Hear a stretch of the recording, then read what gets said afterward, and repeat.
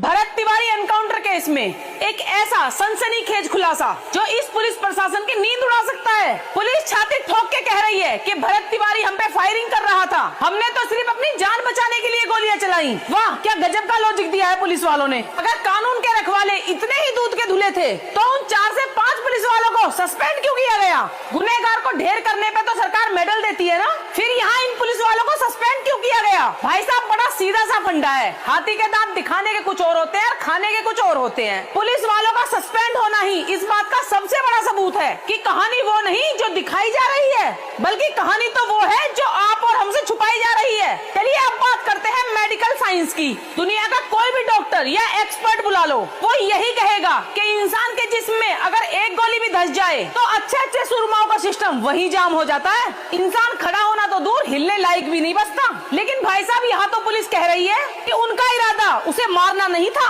वाह भाई वाह, तालियां बजती रहनी चाहिए बिहार पुलिस के इस कारनामे पर। अगर भरत तिवारी को मारना नहीं था तो एक गोली पैर में मार के गिरा देते।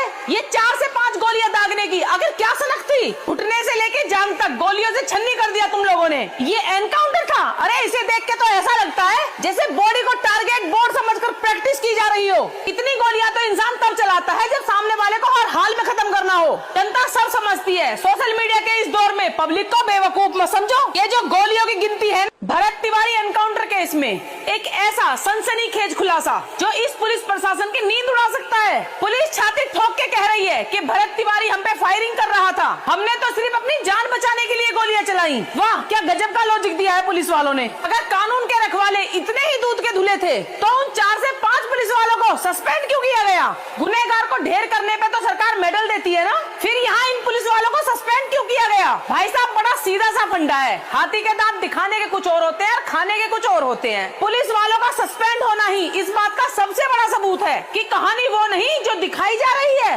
बल्कि कहानी तो वो है जो आप और हमसे छुपाई जा रही है। चलिए अब बात करते हैं मेडिकल साइंस की। दुनिया का कोई भी डॉक्टर या एक्सपर्ट बुला लो, वो यही कहेगा कि इंसान के जिस्म में अगर एक गोली भी धंस जाए तो अच्छे सुरमाओं का सिस्टम वही जाम हो जाए।